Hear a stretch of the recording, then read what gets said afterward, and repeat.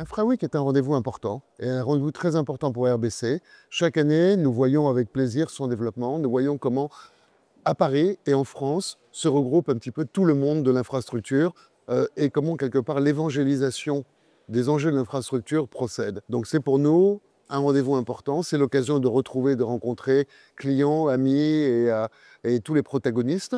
Et c'est l'occasion aussi pour nous de contribuer à notre manière au développement de ce secteur en France.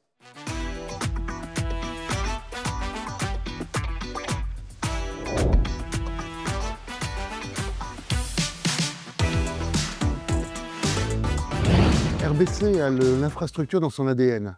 Donc, de toute manière, pour nous, l'infrastructure est une classe d'actifs essentielle et le marché européen est un marché extrêmement important.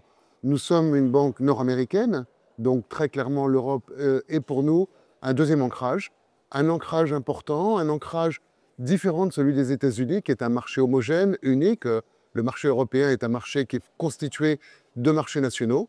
Et nous avons à cœur d'être présents dans chacun de ces marchés nationaux sur les trois grandes dimensions, les trois grandes verticales de l'infrastructure que sont l'énergie, le transport et les infrastructures digitales.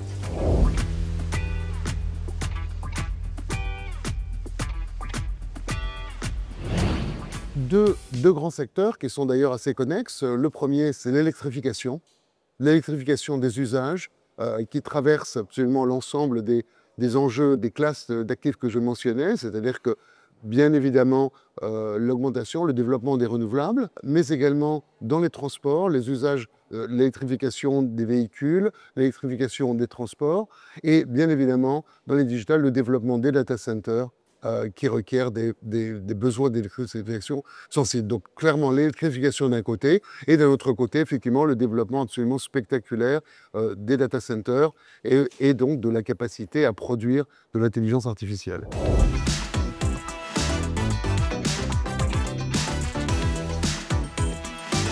Non, il n'est pas homogène. Il est confronté aux mêmes enjeux, mais d'abord, il est constitué de pays différents qui ont des enjeux de souveraineté. La souveraineté est extrêmement importante pour chacun. Ensuite, les dynamiques ont pu être différentes suivant les pays. Je vais prendre un exemple, la fibre.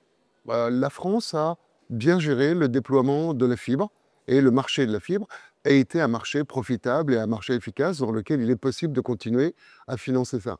Dans d'autres pays comme l'Angleterre ou l'Allemagne, où effectivement, disons, la politique industrielle n'a pas été la même, c'est un marché qui a connu de très grandes difficultés. Donc on voit bien que les difficultés, les enjeux sont différents. En même temps, chacun des pays est confronté aux mêmes enjeux fondamentaux, l'électrification et le développement des usages de l'intelligence artificielle.